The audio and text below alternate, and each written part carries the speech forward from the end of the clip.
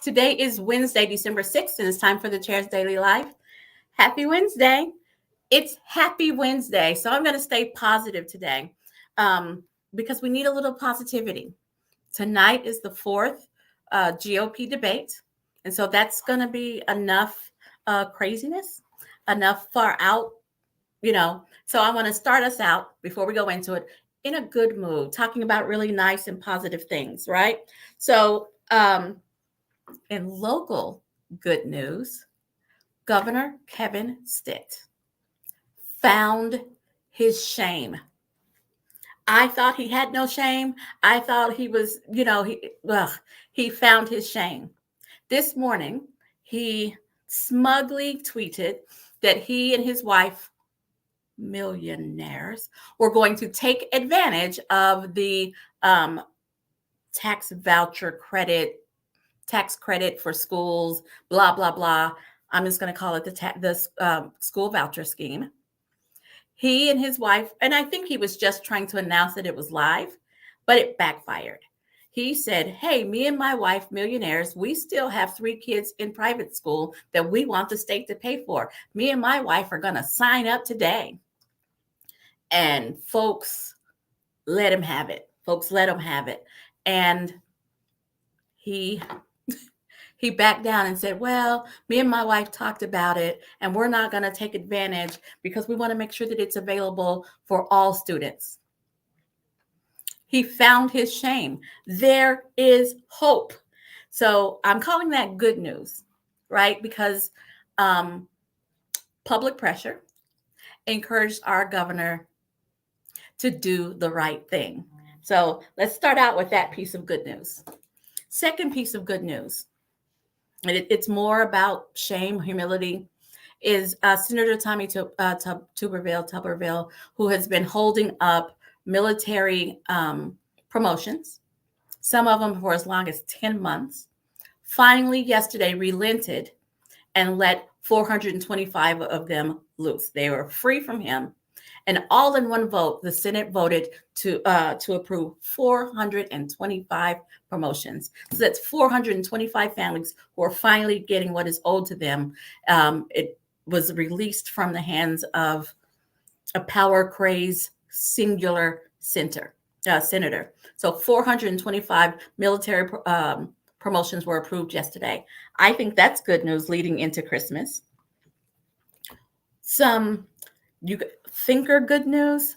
A federal judge is looking at the constitutionality and if it's actually legal for the way that our state applies House Bill 1775, which was the bill a couple of cycles ago that basically said there's a limited amount of history that teachers are allowed to teach without getting in trouble.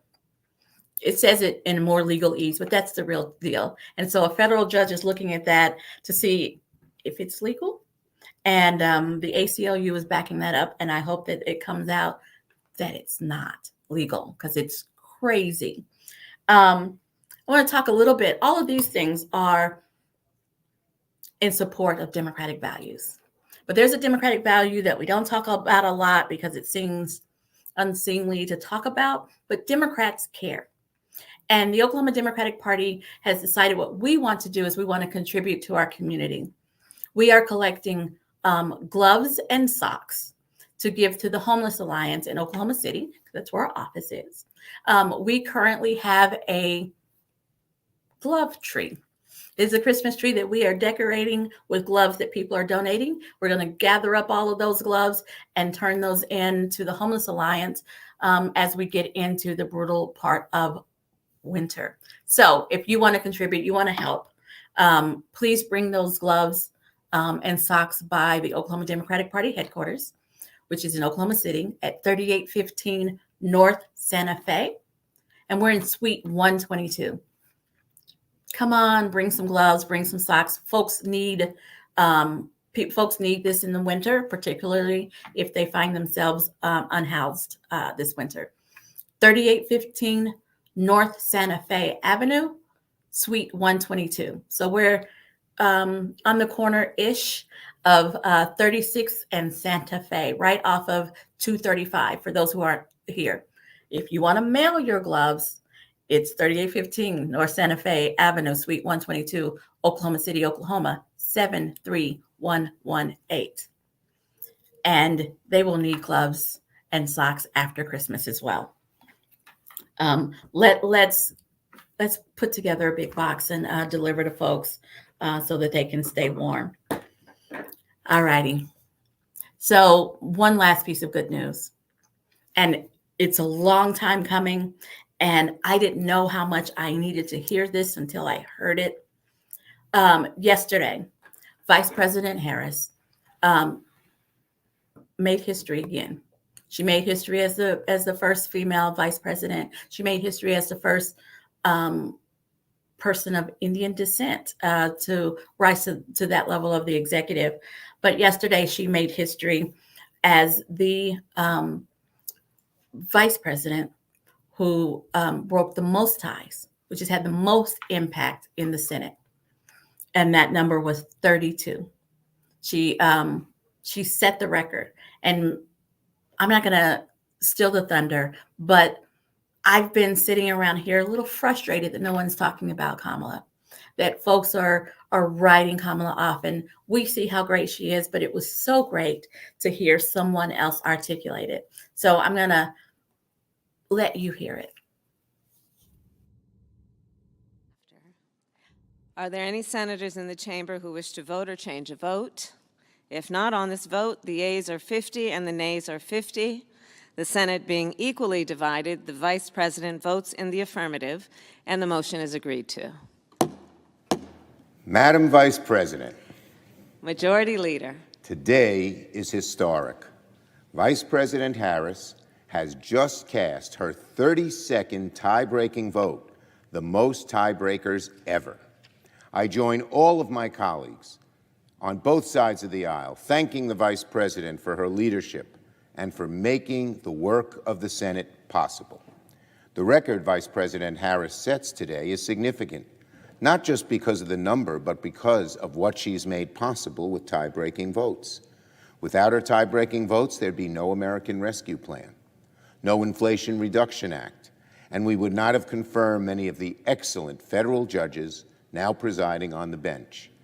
Every time duty is called, Vice President Harris has answered more than any other vice president in our nation's long and storied history.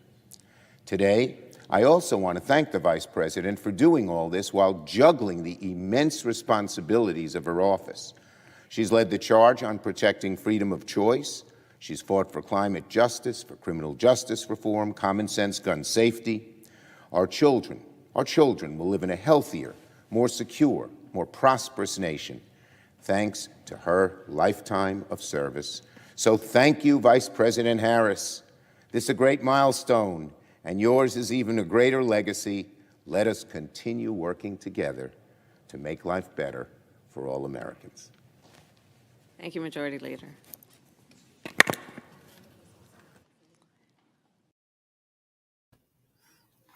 Elections matter. Every vote matters. Every vote counts. And we're coming up on a presidential election.